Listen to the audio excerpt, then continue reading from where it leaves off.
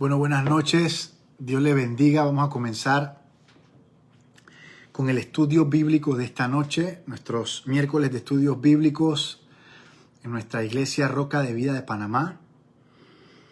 Yo sé que la semana pasada dije que habíamos terminado con el tema, pero el Espíritu Santo me muestra un lugar donde el enemigo puede sembrar algún tipo de confusión, ¿no? Porque estuvimos haciendo una serie acerca del perdón. En el primer capítulo vimos cómo se sentía David cuando no había confesado sus pecados, ¿no? Y hablábamos de ese verso que dice que si confiesas los pecados con tu boca, Dios es fiel en perdonar, y es cierto, a los inconversos, ¿no? Porque ya a los conversos el perdón nos ha sido dado a través de la salvación, a través de nuestro Señor Jesucristo. Luego recorríamos todo el proceso de David desde que no confesó, luego hasta que fue confrontado por Natán y hasta que finalmente confesó su pecado. Eso nos tomó 3 estudios distintos, pero hoy vamos a cerrar el tema del perdón. Hasta este momento estamos hablando acerca del perdón de Dios hacia nosotros, tanto a nivel de salvación, a nivel del perdón judicial, a nivel del perdón legal, juez justo perdona nuestra condena, como ese perdón que corta nuestra culpa y la operación del pecado en nuestras vidas para poder tener una comunión y avanzar en el proceso de santificación, tener una intimidad saludable con Dios. Pero hoy quisiera hablar no tanto del perdón de Dios hacia nosotros, en una parte sí, pero principalmente el perdón entre nosotros. El otro día el pastor Juan Mario me mandó unos fragmentos de unos pastores y decían cosas impresionantes. O sea, decían uno de los juicios que más rígidos, uno de los juicios más difíciles va a ser el juicio que nos van a hacer a nosotros los pastores. Porque yo no sé si usted conoce que cuando el Antiguo Testamento está a punto de acabarse, hay una etapa que los que dicen que la página que está entre el Antiguo Testamento y el Nuevo Testamento es la página más larga de la Biblia, porque esa página, hay 450 años en esa página blanca que están entre el Antiguo Testamento y el Nuevo Testamento, entre la última vez que Dios envió una voz profética hasta cuando nace Juan el Bautista. Entonces, ¿qué pasaba en esa época? Aquellos que habían sido elegidos por Dios, los levitas, los sacerdotes, que eran los encargados de llevar al pueblo a la presencia de Dios, se habían corrompido. Habían corrompido sus corazones y estaba un espíritu religioso, los fariseos y todo este tipo de perfiles, los escribas, los fariseos, los saduceos, todo este combo. Y en vez de llevar al pueblo de Dios en el camino adecuado a la presencia de Dios, lo estaban llevando a la perdición. Y uno pensará, bueno, hoy en día eso ya no pasa, porque ya Jesucristo vino, ya murió, ya resucitó. Ya los que son llamados a ser pastores, a liderar iglesias, tienen pleno conocimiento de que Jesucristo es real y que ya murió y ya resucitó. Sin embargo, hay muchos pastores que están llevando a sus ovejas hacia un evangelio que no es el evangelio de nuestro Señor Jesucristo, que no es el evangelio de la iglesia primitiva, que no es el evangelio de los 12 apóstoles. Uno de los pastores, uno de los predicadores decía, hay megaministerios que pastores han construido sobre una congregación de inconversos. Y eso a mí me tocó mucho el corazón, porque es una gran responsabilidad que nosotros, los que predicamos la palabra de Dios, tenemos con las ovejas. Porque una mala predicación puede llevar a un pueblo hacia la perdición, una falsa doctrina. Y la realidad es que nosotros en nuestra iglesia no predicamos el evangelio glamoroso, el evangelio azucarado, sino que sentimos una verdadera responsabilidad de que usted conozca tanto al Dios de amor como al Dios de justicia. Que usted conozca al Dios de paz como al Dios santo. Al Dios fiel, pero al Dios que es fuego consumidor también. Y espero que les sirva, espero que les sirva para avanzar en el propósito que Dios tiene para cada uno de ustedes, porque hoy en día yo conversaba ayer y estábamos hablando acerca de lo que esta pandemia ha hecho en las iglesias. Mire, Cristo dice que viene a buscar a una iglesia sin mancha y sin arruga, y que Él mismo la está limpiando con el agua de la palabra. Y yo sé que usted y yo sabemos que no somos sin mancha y sin arruga todavía. O sea que tenemos que seguir siendo limpiados por el agua de la palabra. El Señor es su promesa que nos va a limpiar con el agua de la palabra. Entonces, situaciones como estas sirven para purificar la iglesia. Y la purifican de dos maneras muy interesantes. Lo primero es que aquello que no es iglesia se va a caer. Y hay que tener mucho cuidado con juzgar a alguien que se alejó de la iglesia y decir, viste, ese no era iglesia, ese no estaba convertido, ese no estaba. Porque recordemos que el hijo pródigo regresó a la casa del Padre. Nunca lo vamos a saber. Pero lo que yo sí estoy seguro es que aquello que no está sostenido, fundamentado en la roca de Jesucristo, se tambalea y se cae.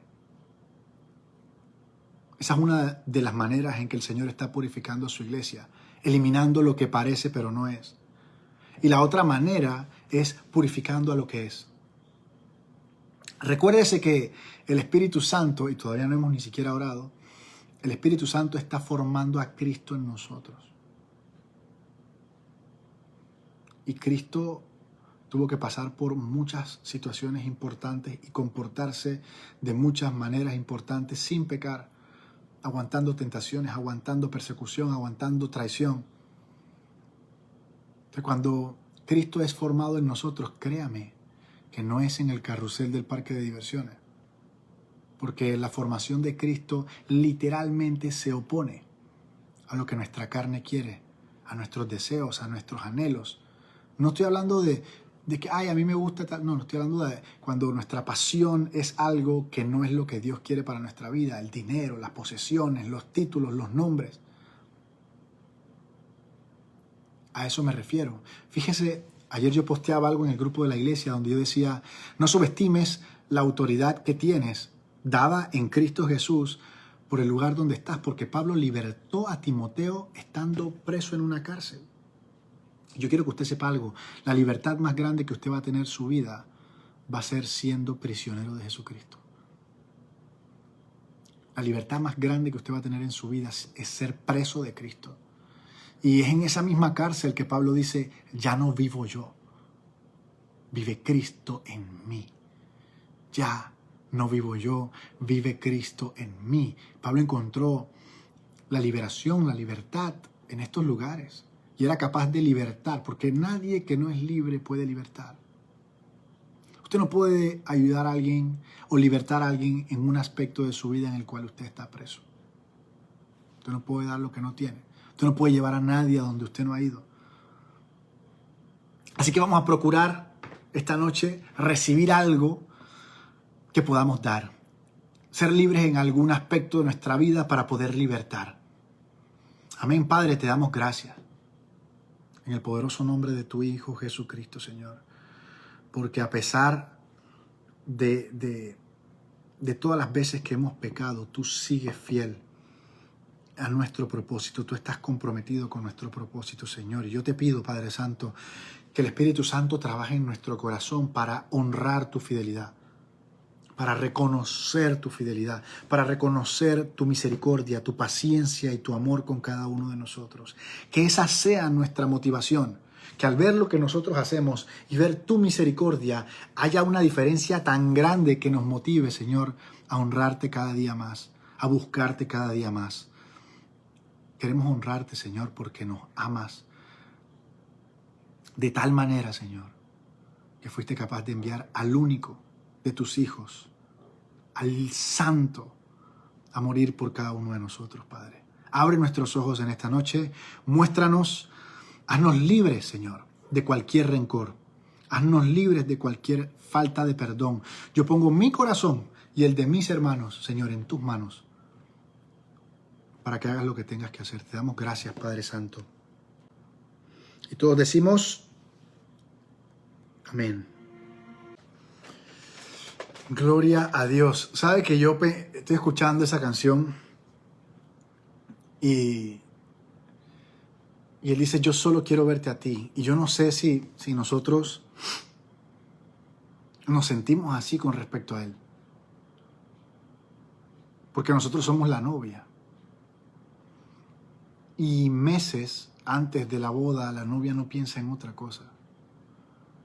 Solo piensa en su vestido, piensa en los detalles, piensa en peinado, piensa en maquillaje, piensa hasta en ponerse en fit y está pensando en ese día. Ese es la mujer desde que nace. Ese es uno de los días más importantes de su vida, si no es el más importante.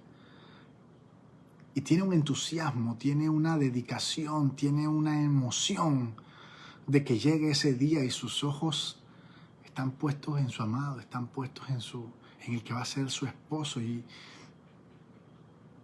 yo quiero que usted sepa que nuestra estadía en este planeta es para prepararnos para ese día, para esa boda.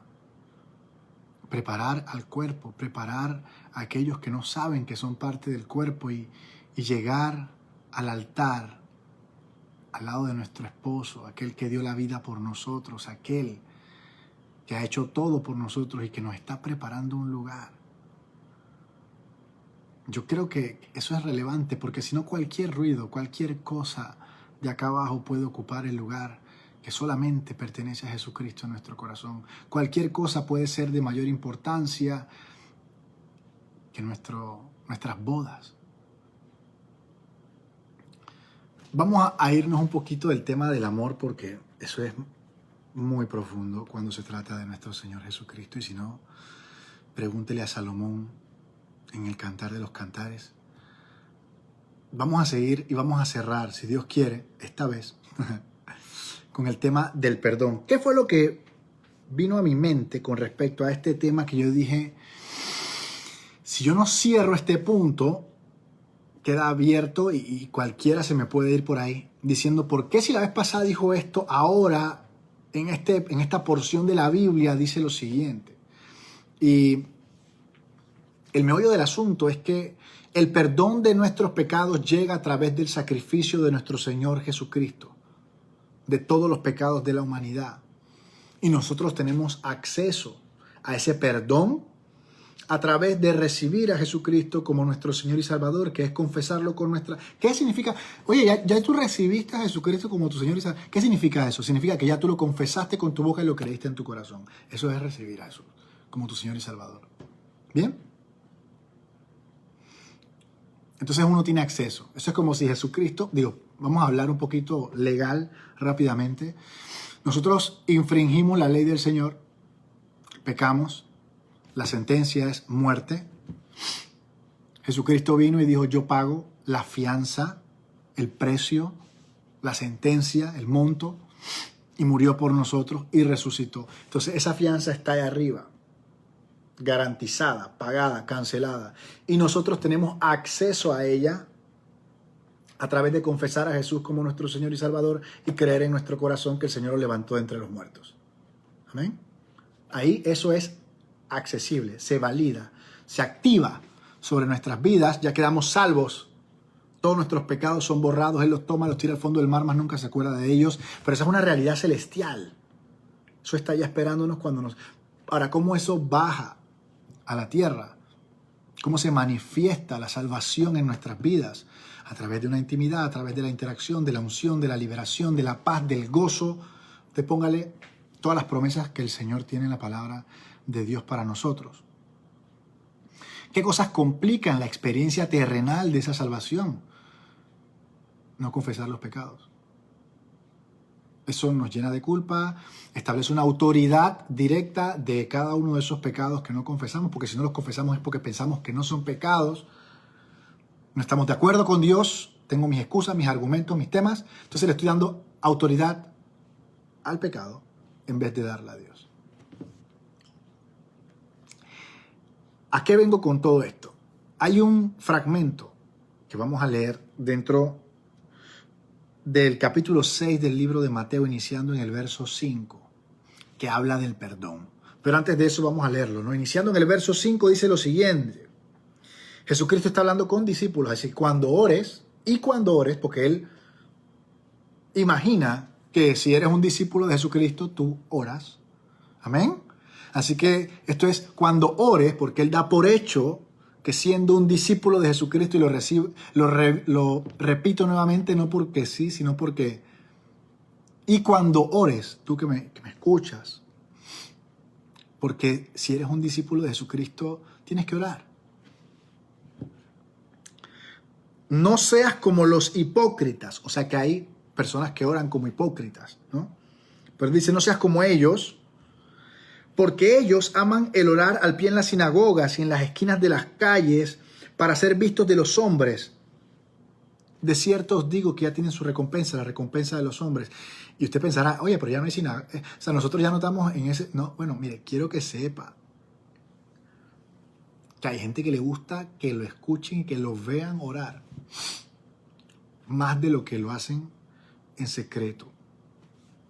Es algo bien desesperante, la verdad, cuando alguien prefiere pretender ser cristiano que ser cristiano, o pretender ser bendecido que ser bendecido, o pretender tener paz y después estar vuelto loco, o pretender estar ungido que realmente buscar esa presencia del Espíritu Santo. Pues eso pasaba mucho en esta época. Él dice, no seas como ellos, ¿no? Sino, más tú, cuando ores, entra en tu aposento y cerrada la puerta, ora a tu Padre, no a un Dios lejano, a tu Padre, a tu papá. Ora a tu papá, habla con tu papá, entra en tu aposento, cierra la puerta para que no entre ni el ruido, nada. Eso es entre tú y Dios. Hay gente que le gusta más orar en grupo que orar a solas. A mí me gusta mucho, 500 millones de veces más orar solo. Y no significa que no me guste orar en grupo, significa que solo, yo y él y yo. ¿Qué más? ¿Qué? No hace falta nada. Pero él dice, entra en tu aposento y cerrada la puerta, ora a tu Padre que está en lo secreto, y tu Padre que ve en lo secreto te recompensará en público. Bien, aposento, en las versiones de inglés de la Biblia dice, entra en el closet, o sea, entra en tu armario, entra en un lugar tú y Dios. Mira, yo siempre lo he dicho, yo no tengo nada en contra de las prédicas, ni de los devocionales, ni de los libros cristianos, no tengo nada en contra de nada de eso. Pero Dios tiene algo para revelarte a ti y solo a ti.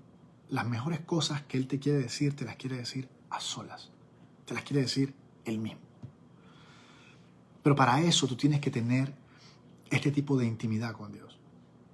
A veces es culpa nuestra. Está todo el mundo pasando por la casa, todo el mundo, y que vamos a orar aquí en la sala y está todo el mundo pasando. No. Cierra la puerta.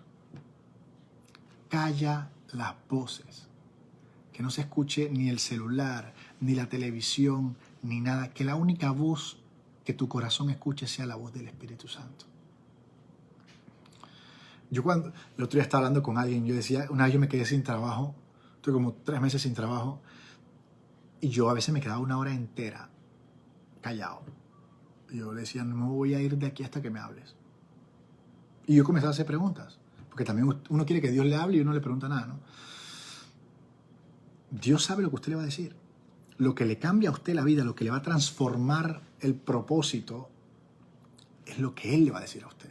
Pero a veces nosotros no dejamos ni siquiera ese espacio para que Él nos hable. Vamos como una locomotora. Gracias, Padre, perdóname por mi hermana, por mi tía, por mi abuelo. Gracias, Señor, bendícenos, úngenos, trabajo, bla, bla, bla. Amén. Me voy. Y Dios dice,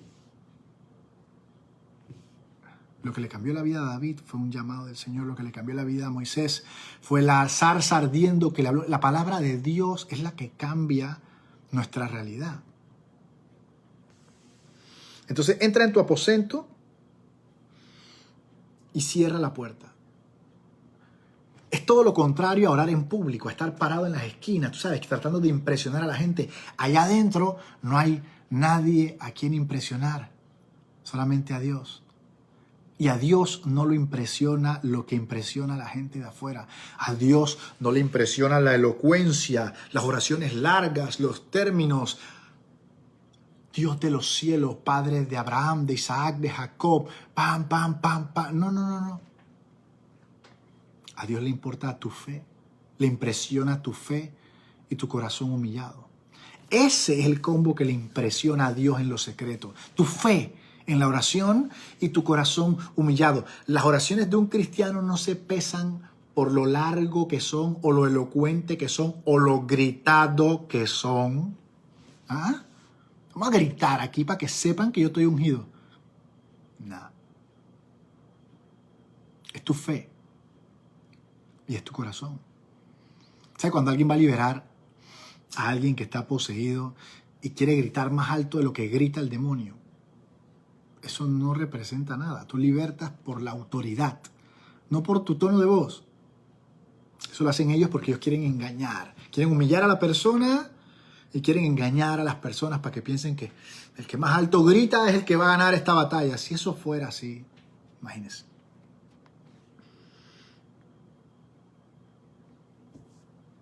Mire lo que dice Eclesiastés, capítulo 5, verso 2, dice: no te des prisa con tu boca, ni tu corazón se apresure a decir palabras delante de Dios.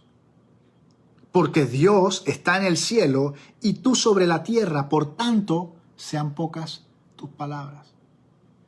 Una oración corta en público denota una intimidad profunda con Dios. A veces nosotros queremos sustituir nuestra intimidad convaleciente con unas oraciones largas en público. Y quieres, ay papá, que no te den un micrófono porque oras lo que no has orado en toda la semana. Y esa es la realidad. Mire, como yo le estaba diciendo hace unos minutos, la oración no está diseñada para que nosotros le informemos a Dios. Dios es omnisciente, es decir, lo sabe todo. Dios lo sabe todo. Es para presentar nuestros corazones delante de Dios. Es para humillarnos delante de Dios. Es para honrarle. Es para ser agradecidos. Es para presentarle nuestras peticiones. Pero no es una oración informativa. Es para buscar la influencia del reino de los cielos en los asuntos de la tierra. Es para presentar que reconocemos que Él es el único que puede solucionar nuestras cosas. Porque sin el Señor nada.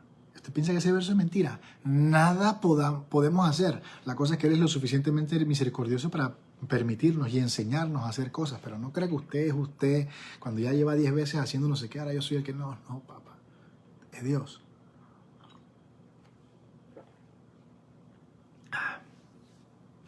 Mire lo que dice el verso 7. Y orando, no uséis vanas repeticiones como los gentiles que piensan que por su palabrería serán oídos. ¿Usted ha escuchado? ¿Ah? Dios no es sordo. Dios escucha. No hay que estarle repitiendo las cosas. Dios escucha. Dios escucha. Dice: no se hagan semejantes pues a ellos, porque vuestro Padre sabe qué cosas tienes necesidad antes de que ustedes las pidan. Vosotros pues oraréis así. Y no vamos a hacer un estudio del Padre Nuestro porque eso sería otro día. Pero dice, cuando oren, oren así. Y eso no significa que tiene que ser literalmente cada vez que tú ores que uses esto. Esto es una estructura, un ejemplo. Padre nuestro que estás en los cielos, santificado sea tu nombre. Venga tu reino, hágase tu voluntad, como en el cielo, así en la tierra. El pan nuestro de cada día, dánoslo hoy.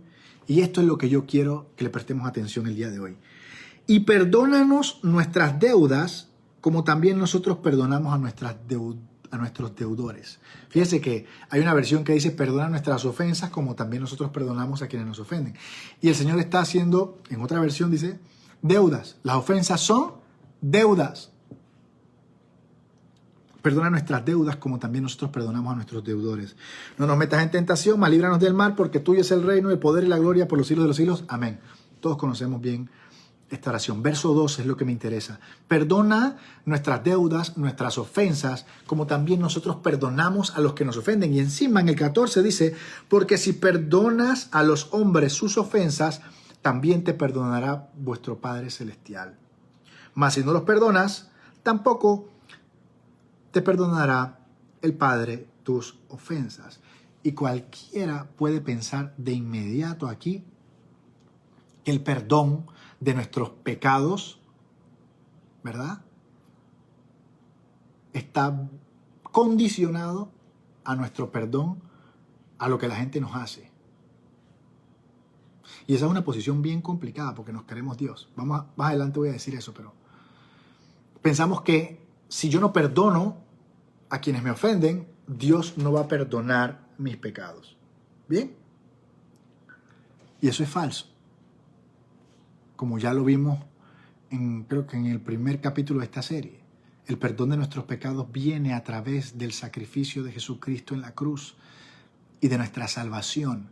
No hay absolutamente nada que nosotros podamos hacer o decir, aparte de esto, de adquirir la salvación por fe, por gracia del Señor y por nuestra fe, para ser salvos. Solamente por fe y a través de la gracia.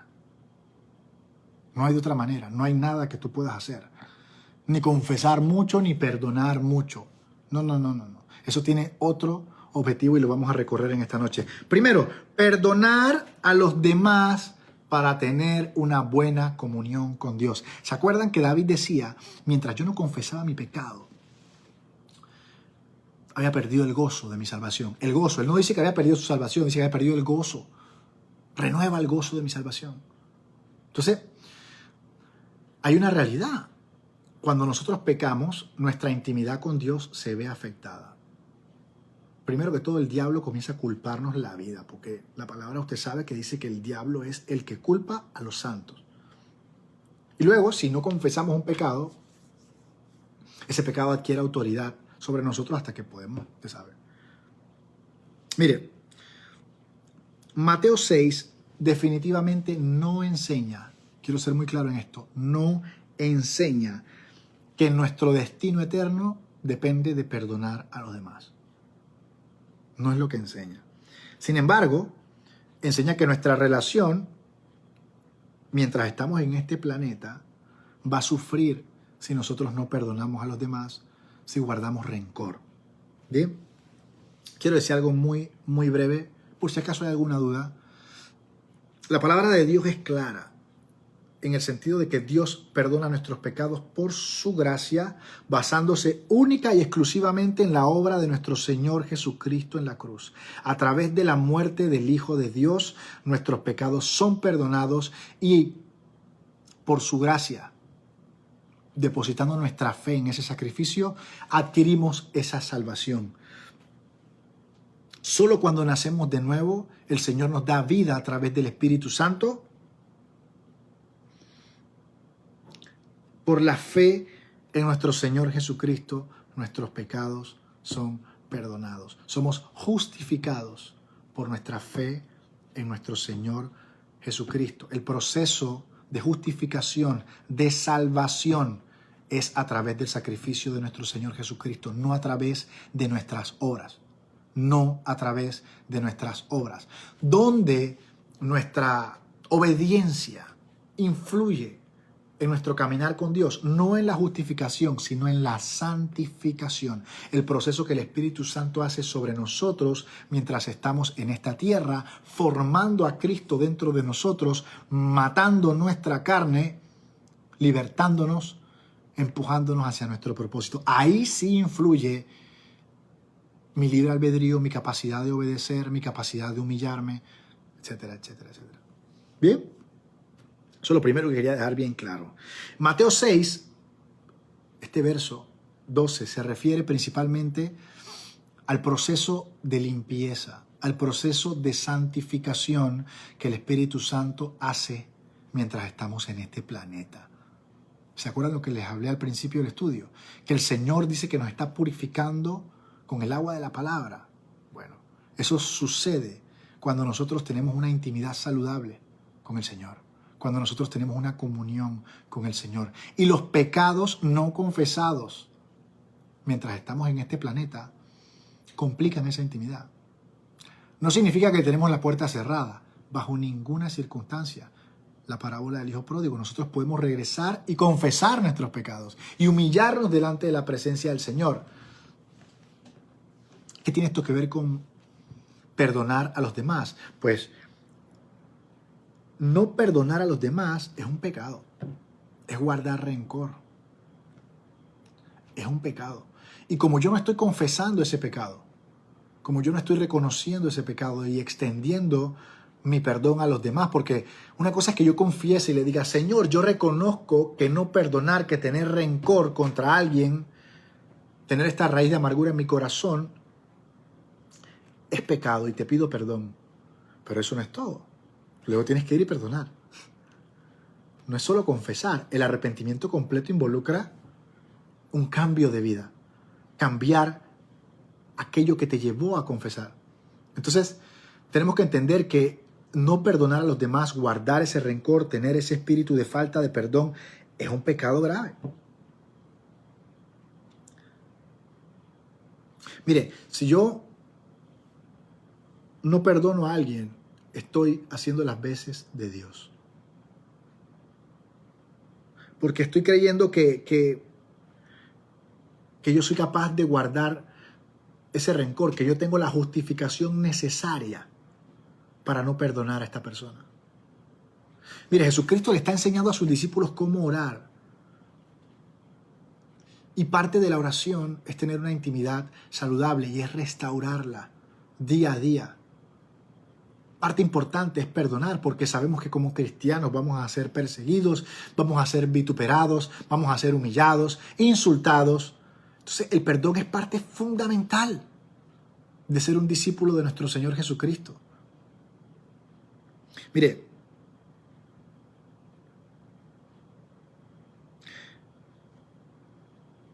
usted se imagina que usted se postra de rodillas en su casa y comienza a orar y le pide perdón a Dios, pero usted no está perdonando a los demás. Eso es una actitud bien hipócrita. Muy hipócrita. Usted se para delante de Dios, perdóname, y usted no es capaz de perdonar a los demás. A mí,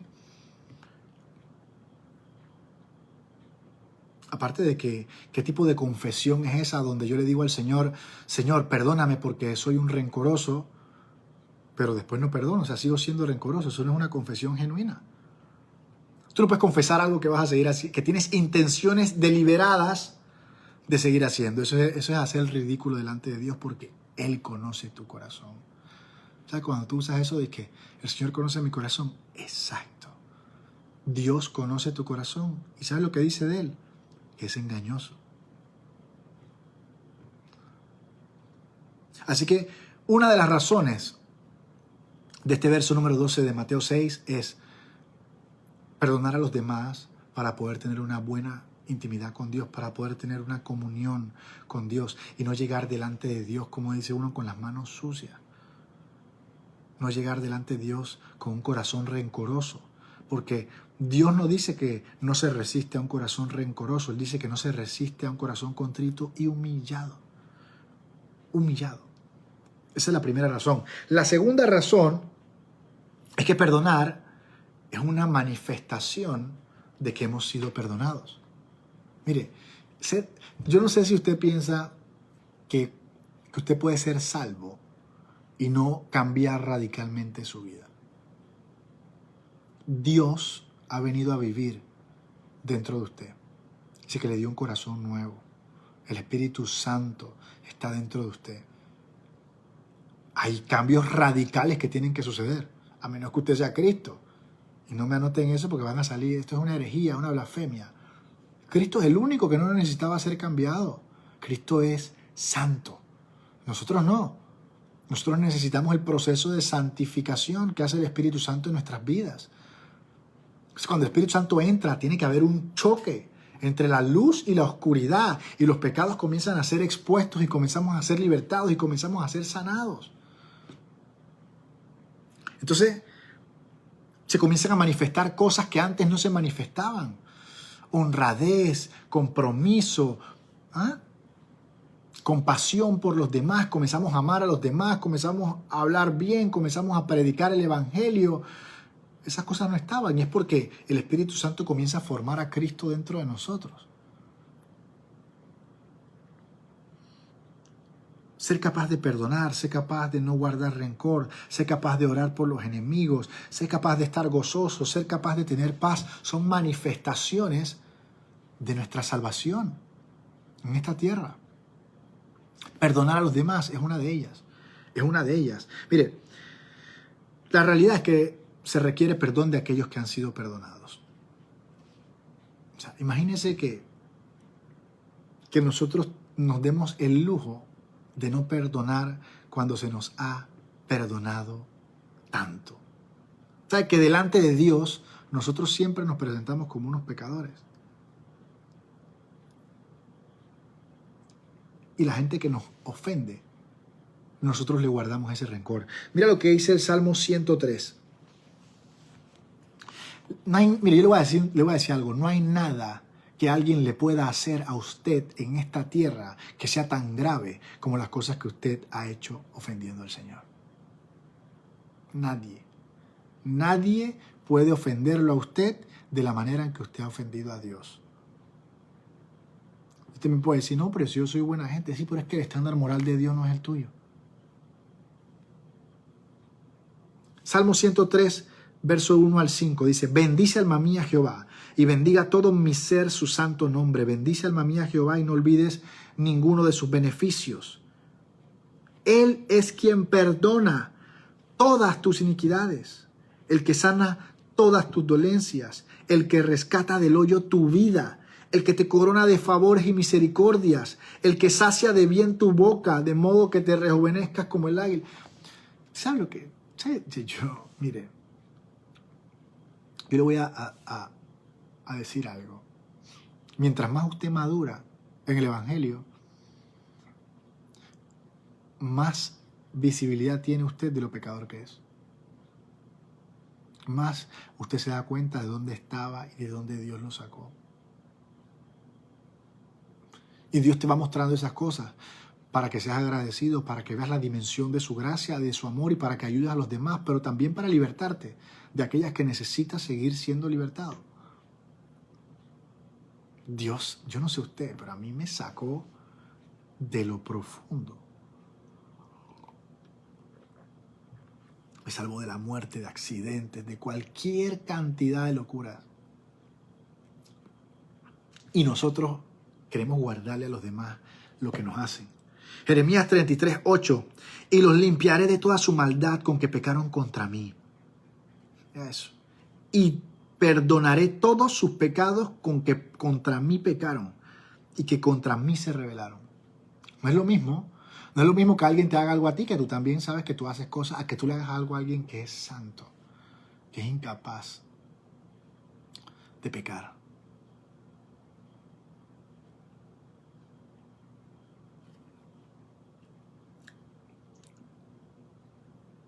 Mire, yo creo que aquellos que no somos capaces de perdonar a alguien es porque no somos realmente conscientes de la dimensión de la gracia de Dios sobre nuestras vidas. La falta de perdón también involucra que tú no eres consciente de lo que se te ha perdonado, que tú no eres consciente de lo imposible que era por nuestros propios medios alcanzar la salvación. Que tú no eres consciente aún, y yo tampoco, de qué tanto pecado, qué tanta maldad hay y había en nuestro corazón. Porque cuando tú eres consciente de eso, acuérdese que hay una palabra que dice que al que mucho se le perdona, mucho ama. Es tan abrumador. ¿Por qué usted cree que esta mujer que decían que era de la ciudad, llega y se postra a los pies de Jesús y le riega los pies con perfume y le llora y los seca con sus cabellos. Esa es la actitud de alguien que sabe lo que había en su corazón, que sabe la dimensión de su pecado y que ha sido perdonado. El tema es que aquí, a veces, la moralidad del mundo influencia en nuestra visión de lo que está mal y lo que está bien. Entonces nosotros pensamos que no estamos tan mal. Pero esa mujer sabía eso. ¿Y su reacción cuál es? Postrarse a los pies, ungir esos pies con perfume, llorar sobre esos pies, secar esas lágrimas con...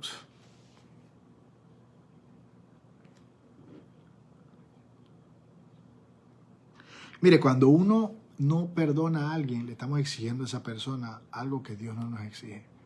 Porque Dios dice que cuando nosotros confesamos a Jesucristo como nuestro Señor y Salvador, Él nos perdona. Y que cada vez que confesamos un pecado, Él elimina la operación de ese pecado y la culpa de nuestras vidas. Pero entonces pareciera que nosotros tenemos estándares más altos que el mismo Dios, ¿eh? Porque hay veces que nos piden hasta disculpas y no perdonamos. Hay veces que nos piden hasta disculpas y no perdonamos. Mire lo que dice Colosenses capítulo 3, verso 12. Dice, vestíos pues como escogidos de Dios, santos y amados, de entrañable misericordia, de benignidad, de humildad, de mansedumbre, de paciencia, soportándonos unos a otros y perdonándonos unos a otros si alguno tuviere queja contra otro, de la manera en que Cristo nos perdonó. Así también, hagámoslo. Mire, cuando alguien nos ofende o nos hace algo, es nuestro deber perdonarle. Luego la reconciliación es lo óptimo, pero si no se puede, no se puede. Hay veces que no se puede. Pero perdonarlos es una obligación. Mire, el mismo Jesucristo cuando estaba en la cruz del Calvario, así que los que le clavaron la lanza, los que le quitaron la ropa, los que lo escupieron, los que le clavaron la corona, los que se burlaban de él, Él tenía todos los insumos y toda la evidencia para guardar rencor, para señalar, para mandar fuego. Y su respuesta fue, Padre, perdónalos porque no saben lo que hacen. Un grado alto de perdón a los demás es cuando ya tú comienzas a interceder por los demás. Ya eso es otro nivel. No solo los perdonas, sino ya comienzas a interceder por ellos. Porque te das cuenta que el tipo de ofensa que te hicieron significa que eso es lo que tienen en su corazón. Significa que están viviendo una vida miserable. Entonces tú, en vez de estar, es que mira lo que me hizo, mira cómo me trató, tú comienzas y que wow, ¿por qué esta persona trata así a los demás? Debe ser que tiene algún problema, debe ser que tiene alguna dificultad. Padre, ayúdalo. Porque la respuesta más rápida es cuando Jesús entra en el corazón de esa persona y la cambia. Deja de ofender y se soluciona el problema. Nosotros queremos que el Señor nos aísle de todas las personas que nos ofenden. Pero ¿por qué mejor no las convierte? Porque la voluntad del Señor es que nadie se pierda, que todos vayan al arrepentimiento. Nuestra obligación es perdonar. No podemos guardar rencor. Guardar rencor es un pecado. Y le estamos dando una autoridad a ese pecado en nuestras vidas, lo cual genera una raíz de amargura y complica hasta que nuestras oraciones sean bien escuchadas y respondidas, porque están manchadas a través del rencor que hay en nuestro corazón. Ahora, ¿cómo se perdona a tu hermano? 3 cosas rápidas. Pues ya no tengo tiempo. Primero, dice, cuando tu hermano peca contra ti, ve y repréndele estando tú y él solos. Si te oye, ganaste a tu hermano. O sea, tú que fuiste el ofendido tienes la responsabilidad, porque el otro está mal. Es que ese es el dato. Tú fuiste el ofendido, sí, pero el otro es el que está mal y tenemos que ayudarle. Dice, ve tú solo, no le cuentes a nadie, no andes bochinchándole, no te hagas el ofendido, la víctima por ahí tratando de darle una mala imagen, porque eso es venganza también. ¿Cuál es el objetivo? Que sepan que él está mal. La idea es recuperarlo. Todo el evangelio es de recuperarlo. Dice, ve tú solo. No le cuentes a nadie, deja el bochinche. No dices que vamos a orar por él. Cuento. Dice, ve tú solo. Si tú quieres ver el poder del evangelio en vivo, tienes que hacer lo que dice el evangelio. Ve tú solo y confróntale. Mira, y eso que ahí ni siquiera dice que si él lo acepta, que si te pide perdón. Dice que si te oye, te ganaste un hermano. ¿Qué significa que si te oye? Significa que te escucha, te presta atención, No anda diciendo que tú estás loco, que yo no tengo nada que... Ahora, pero mira lo que dice más adelante. Si no te oye, ve con 1 o 2 más, para que en boca de 2 o 3 testigos conste toda palabra. Acuérdense que eso es ley, los 2 testigos. Pero ¿de qué se trata esto? De que en la medida en que la persona es más testaruda, el grupo de gente involucrada va creciendo. Tú traes 2 o 3 personas, mire, Entonces, si no los oye a ellos tampoco, díselo a la iglesia, y si no oye a la iglesia, tenle por gentil y publicano. Pocas palabras. Si no nos escucha, ya somos 2 o 3, se lo comunicamos a la congregación, y si no escucha a la iglesia. Mire, ¿de qué se trata estos versos? De intentar recuperarlo, de instancias de recuperación, no de humillación, de recuperación. Porque si fuera por abandonarlo, se le abandona de una vez. Pero te está dando pasos para darle oportunidad que se arrepienta. Y luego, si no, considéralo gentil y publicano. Gentil que no es parte del cuerpo. Gentil es que no es parte del cuerpo, que está rechazado y que no tiene la bendición de disfrutar de lo que hacemos como el cuerpo de Cristo, ¿no? Pero el espíritu de esta palabra es intentar recuperarlo. Por eso que pone en responsabilidad al ofendido. El ofendido tiene que ir a hacer la vuelta. Mire, después de esto dice... Mateo 18 dice, verso 18, de cierto os digo que todo lo que atéis en la tierra será atado en el cielo y todo lo que desatéis en la tierra será desatado en el cielo. Mira lo que es el verso 21. Entonces Pedro dice, entonces, ¿cuántas veces voy a perdonar al hermano que pega contra mí? Está muy bien este cuento, pero ¿cuántas veces tengo que perdonarlo yo? ¿Hasta 7? Jesús le dijo, no. Hasta 70 veces 7, son 490 veces. O sea que cuando ya usted lleva 490, en la 491 ya le puede guardar rencor. Para nada. Nadie apunta a eso. Bueno, usted no sabe las locuras que hay por ahí, ¿no? Pero Jesucristo lo que le está diciendo es todas las veces. ¿Cuántas veces el Señor permite que tú te arrepientas delante de Él? Todas, hasta que pueda ser hallado. ¿Y por qué Pedro hace esta pregunta? Porque los rabinos en esa época decían que 2 o 3 veces máximo se le perdonaba a la gente. Por eso Pedro dice hasta 7, como diciendo un número agresivamente mayor. Y Jesús dice 70 veces 7. Así que si tú estás por ahí haciéndote la pregunta, ¿cuántas veces tengo que perdonar a esta persona que... Nadie está hablando de que la persona cambie, nadie está hablando de volver a ser amigos, hablamos de perdonar, de no guardar el rencor, de que tú puedas escuchar su nombre y que no se te revuelvan las tripas, de que tú puedas verlo entrar por la iglesia y que no se te agrie la comida que te acabas de comer. Tú sabes lo que es perdonar y tú sabes lo que es guardar rencor.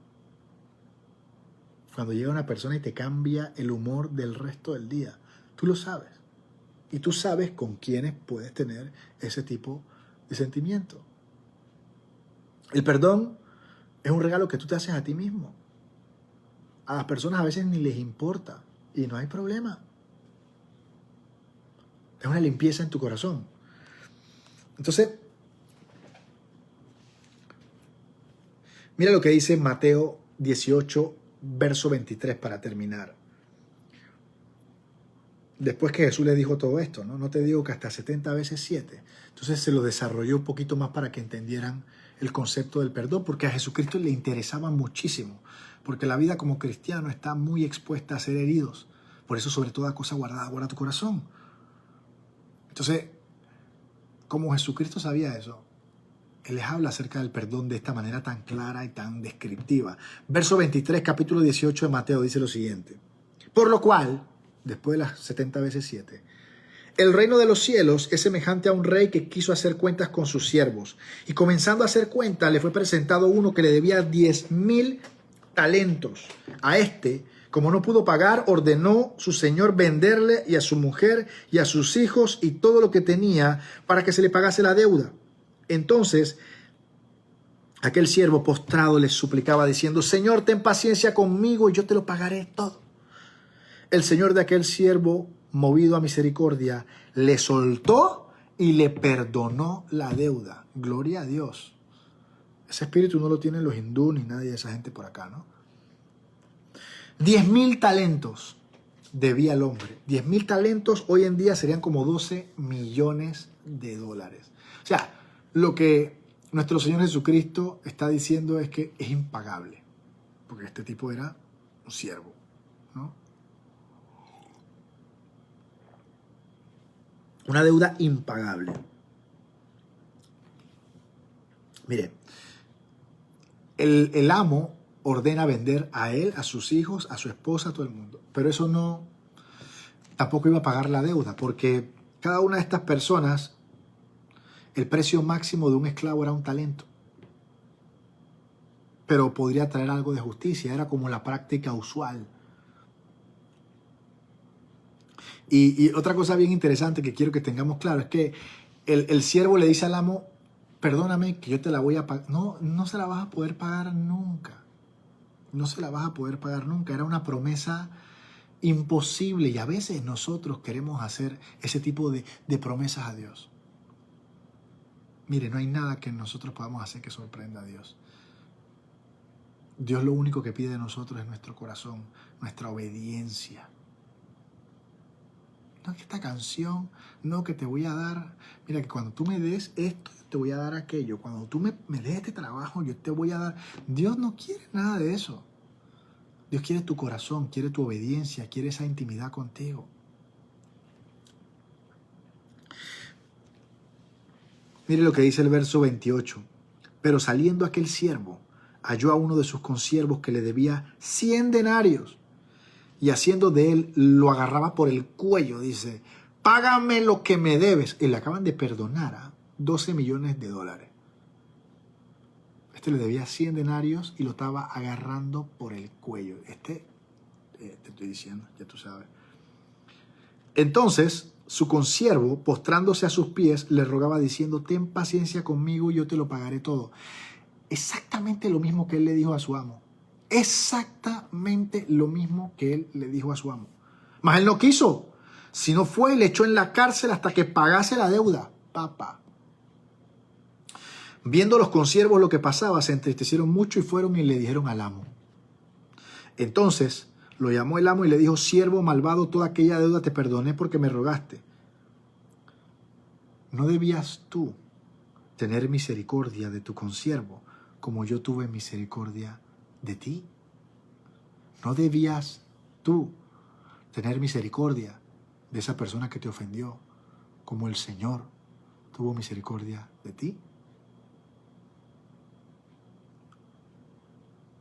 Entonces el Señor enojado lo entregó a los verdugos hasta que pagase toda la deuda. Mire, 100 denarios equivalen al salario de 100 días de esa época. Dicen los estudiosos que eso era como 1 entre 600,000 comparado con la deuda del otro señor.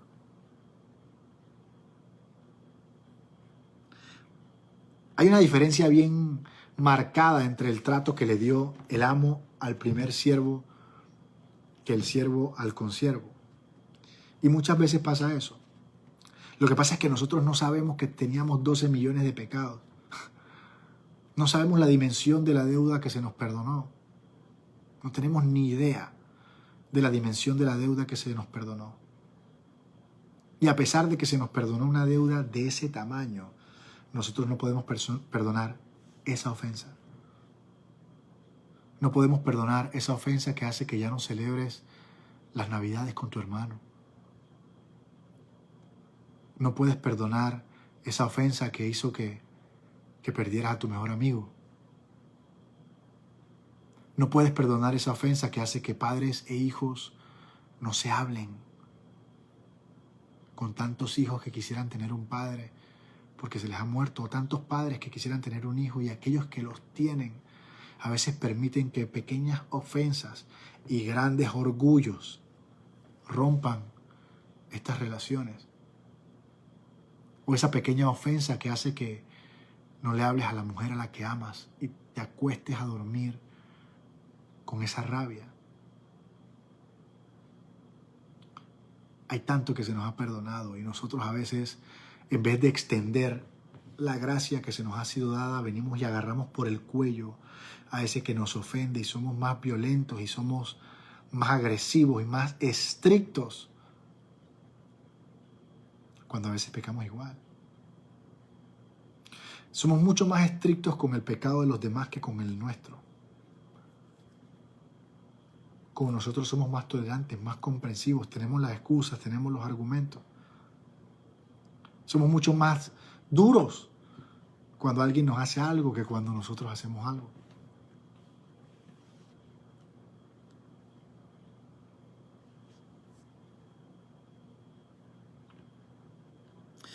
Es bien interesante que en ningún momento dice que la conciencia del siervo lo perturbó o se sintió mal. Tuvieron que venir los consiervos y acusarlo. Gracias a Dios que tenemos un Espíritu Santo que está trabajando día y noche en traernos convicción de estas cosas. Pero nosotros a veces nos resistimos, porque la herida es más grande y el orgullo es más grande que lo que nos está diciendo el Espíritu Santo. Es como esos boxeadores que le rompen una ceja y la sangre no les permite ver bien la realidad. Y las heridas que nos han hecho a veces son tan profundas, son tan dolorosas que han cambiado completamente nuestra percepción de lo que es el perdón, de lo que es la realidad. Y pensamos que tenemos los argumentos y las justificaciones para guardar ese rencor. Nos sentimos con derecho de guardar ese rencor. Y nos sentimos con derecho de castigar a esa persona con no hablarle. Cuando a nosotros, ¿tú se imaginas que Dios no nos hable? ¿Cómo se siente cuando Dios no te habla?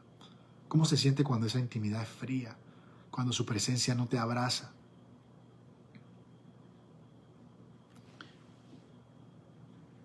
Mire,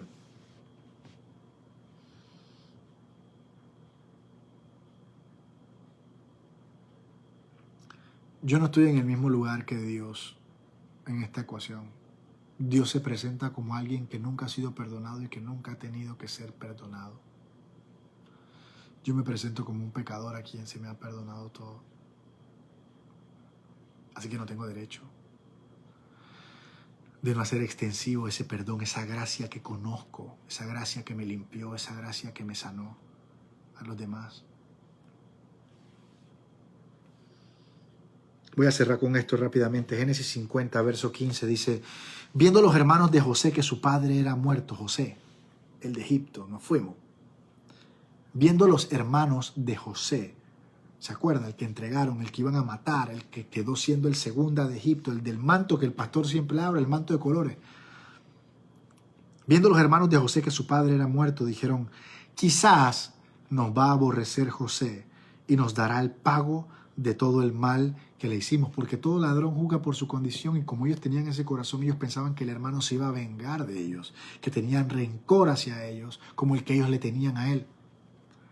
Y enviaron a decir a José: tu padre mandó antes de su muerte diciendo: así diréis a José, te ruego que perdones ahora la maldad de tus hermanos y su pecado, porque mal te trataron. Por tanto, ahora te rogamos que perdones la maldad de los siervos del Dios de tu padre. Y José lloraba mientras hablaban.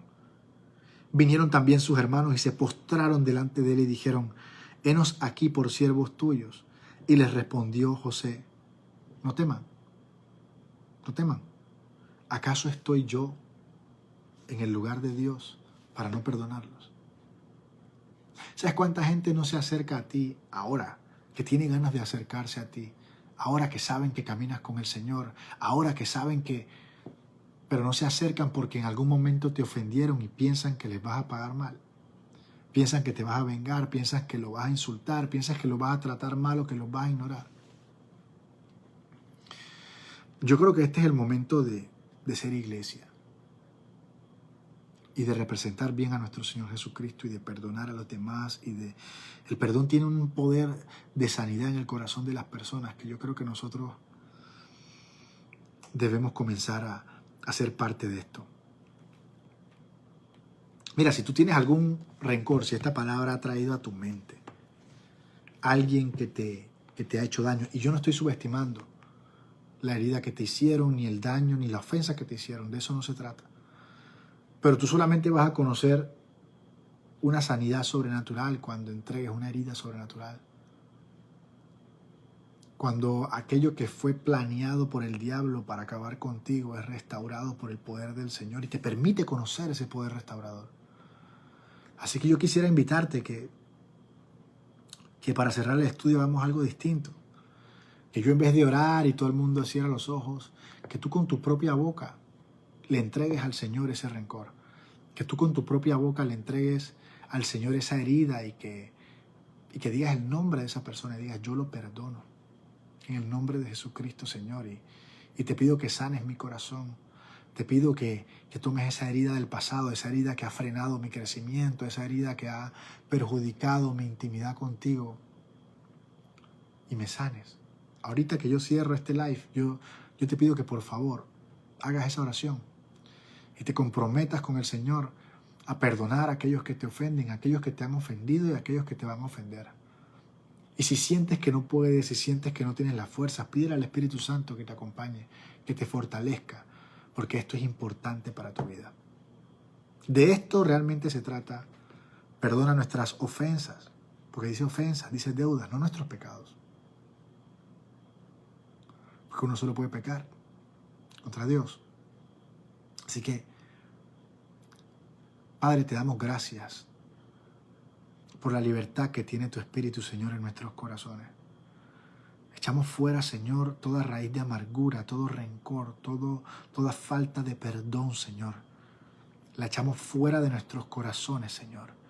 Y te pedimos, Señor, que sanes cada uno de ellos, Padre Santo.